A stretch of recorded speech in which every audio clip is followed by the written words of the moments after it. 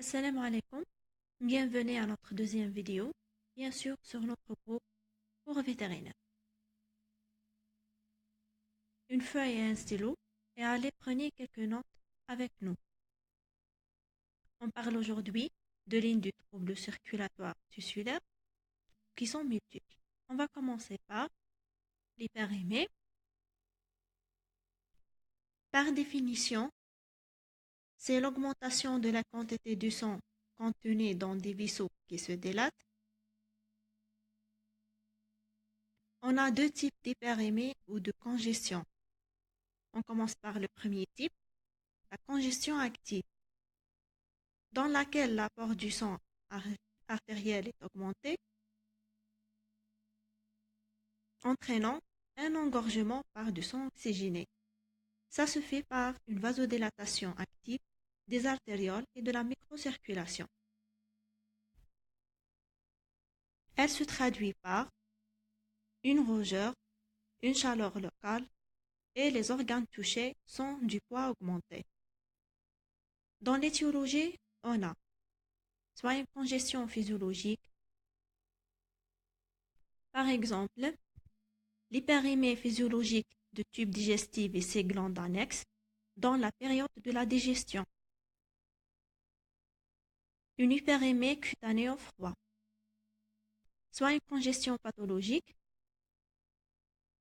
généralisée. Elle survient à l'évolution d'une tumeur du système nerveux central détruisant le centre du commande de la vasoconstriction, ou bien localisée, comme le cas de l'inflammation. Les conséquences, en général, les lésions regressent sans séquelles, il n'y a pas d'époxy. Elles provoquent une hypertrophie et une hyperplasie suite à l'apport du nutriment et de l'oxygène, une desquamation des éléments épithéliaux et une augmentation de la perméabilité vasculaire, ce qui provoque l'exsudation et l'érythrodiapidèse. On va revenir à la deuxième type de la congestion passive. C'est le ralentissement du drainage du sang veineux responsable de la stase sanguine. Le sang désaturé en oxygène dans les capillaires, la cyanose, se traduit par une coloration bleu-rougeâtre des organes affectés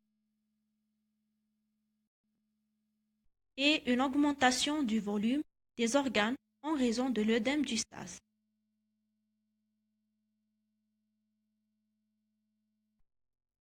L'étiologie, soit localisée d'origine veineuse, on a trois causes.